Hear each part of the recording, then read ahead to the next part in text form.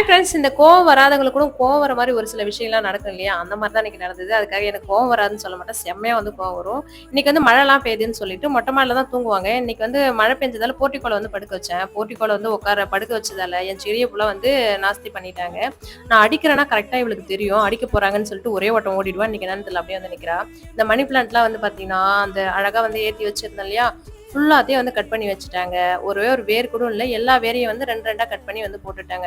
எனக்கு பார்த்த உடனே இப்பதான் வந்து நல்லா தழைஞ்சு அழகா வந்து கொடி மாரி போயிட்டு இருந்தது. எல்லா செடியும் வந்து போச்சே அப்படின்னு சொல்லிட்டு செம டென்ஷன் ஆயிடுச்சு. அதுக்கப்புறம் பார்த்தீங்கன்னா, இன்னொரு செடி இன்டோர் பிளான்ட் வச்சிருந்தேன்.